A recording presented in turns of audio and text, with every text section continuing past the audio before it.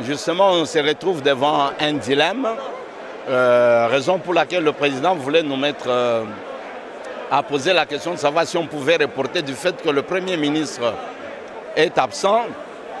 Mais il y a certains de nos amis qui voulaient que le point puisse passer au débat. Bon, je crois qu'il a été un peu sage du fait qu'il n'a pas voulu accorder l'émotion. Bien avant, il a voulu que l'émotion se fasse à la fin. Je crois qu'il vient de reporter à demain l'examen de la motion de censure.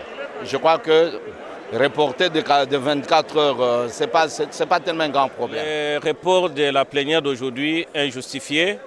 Justifié parce que le Premier ministre est détenteur et bénéficiaire d'un ordre de mission officiel qui lui a été établi. Et dans cet ordre de mission, il est inscrit, il est prévu que le Premier ministre revienne à Kinshasa aujourd'hui.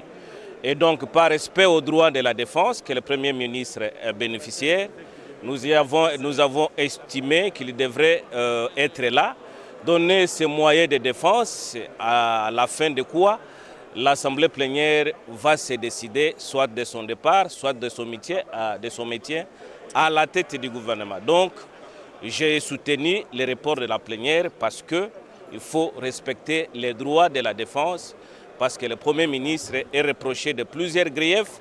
Il doit venir se justifier devant les élus du peuple, à la fin de quoi une sanction sera réservée, soit la sanction positive, soit la sanction négative. Voilà mon point de vue. Alors, moi, je suis très opposé à ces reports parce que l'ordre de mission du Premier ministre est postérieur à la notification du bureau de l'Assemblée nationale.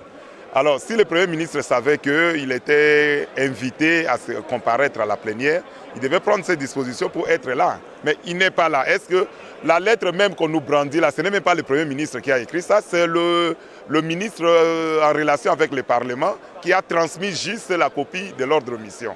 En tout cas, moi, je suis dessus par rapport à la décision de... Bon, c'est la plénière qui a décidé ainsi, voyons voir demain. Mais il faut que le Premier ministre comparaisse. Demain qu'il comparaisse ou pas, il faut qu'on passe au vote. Oui, bon, moi je trouve que le bureau d'âge a quand même bien tranché parce qu'on nous a présenté les justificatifs qui font que le ministre ne soit pas là. Demain, on est sûr qu'il sera là. Qu'il soit là ou pas, on passera à conclure parce que le dossier a trop traîné.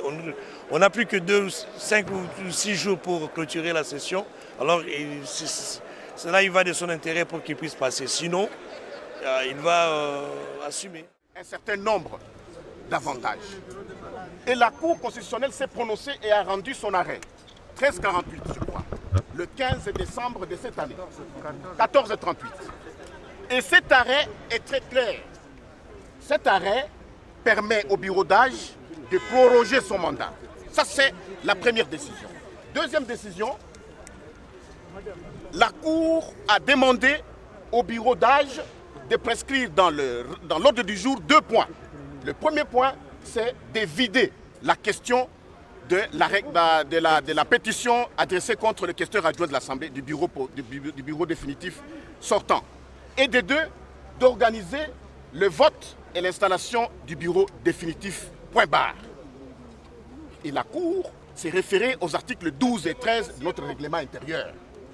Chers journalistes, lorsque vous lisez les articles 12 et 13 de notre règlement intérieur, tout est clair à ce sujet.